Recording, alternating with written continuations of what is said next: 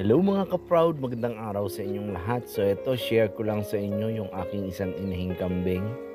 Ito ay nagka-polio, no? Hindi na siya makalakad. Pero waiting ako sa gamot na in-order ko sa online sa So and Seo. Tama ba? Yan. So, na-deliver siya kaya lang hindi na pick up dahil hindi na asikaso ng anak ko. Dahil pumapasok na siya, so waiting ulit ako kasi pina-deliver ko ulit, nire-order ko kasi kailangan ko talaga dito, gusto ko siyang gumaling. Nakakaawa din naman kasi maalaga sana to sa anak, pero siguro ito ay second time na siya na nagkaroon ng ganito. Nung una kasi parang saglit lang nakalakad ulit siya, pero ito ay medyo malala siya ngayon yung kondisyon niya dahil nga hindi na talaga nakakagalaw yung paa niya sa hulihan. So yan yung aking so ito namang ganitong sakit ay parang hindi naman siya nakakahawa dahil nga ito ay tawag nito yung mineral deficiency kung tawagin.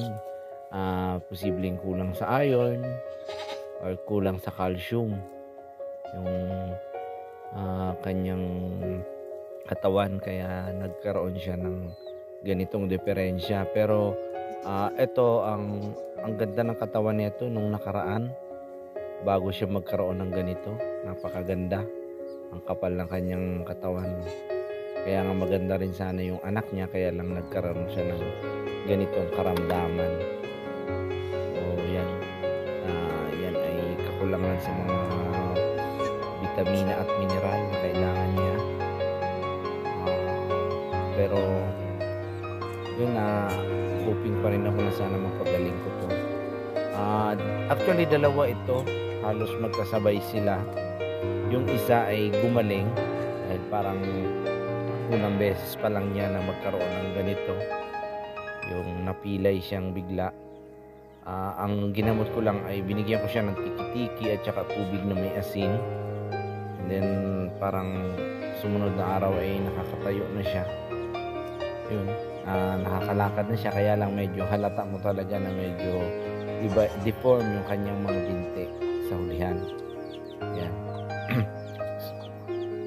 So ito ay inaalagaan ko lang, dinadalhan ko lang ng pagkain. Minsan binubuhat ko siya pagka gusto kong pakainin ng iba't ibang damo. Dinadala ko siya sa merong mga damo na pwede niya kainin, pero ito talaga ay dinadalhan ko lang ng pagkain. So yun, waiting pa ako sa gamot nito para magamot ko. So sana dumating na. So yun lamang mga ka-proud, maraming salamat sa inyong panonood.